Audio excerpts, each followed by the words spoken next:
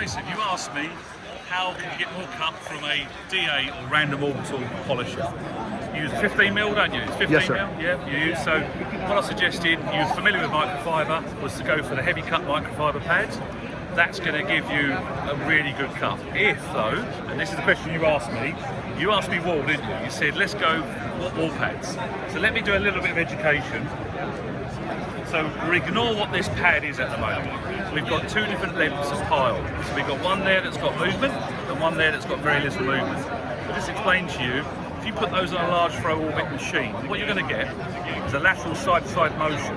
So you lose, if this is 15mm here, I'm going to estimate this, you're going to get like a 12mm on the face because there's a movement. And there is actually a video on the Lake Country site where I actually got a line down a foam pad showing in slow motion, so we recorded it at high speed, then played it back slow motion where the pad deflects as the orbit goes, and it was a foam pad. So the same theory here, this will move around and deflect.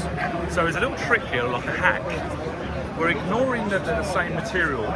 This will translate more of the 15mm orbit to the face than that pad because there's no flex.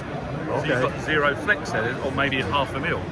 Hello, buddy. Mr. Jason. So what we've got there is this will flop around. But the caveat here we discussed just a minute ago is shorter pile will clog quicker than longer pile. So this is really a short set pass, like you said, 20-30 seconds. Really it's going to want a lot more cleaning. So this essentially is slightly more aggressive than that pad. Same foam, it's just because low, short, side-to-side movement, and it's going to clog quicker.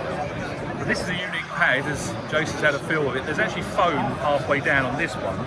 So this has quite a unique feel. It polishes like a wall, but has a feel and a softness of a soft foam pad. It's quite unique. And then there's one more we discussed.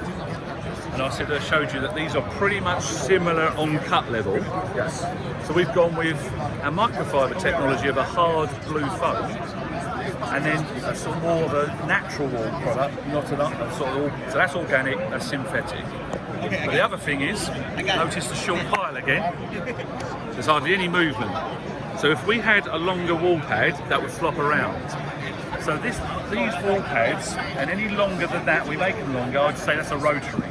So, top tip, if you can use a wall pad on any dual action or random orbital machine, you're trying to look for short pile length. Okay. So there's no losses of the movement. But of course, short pile means clean the pad more often.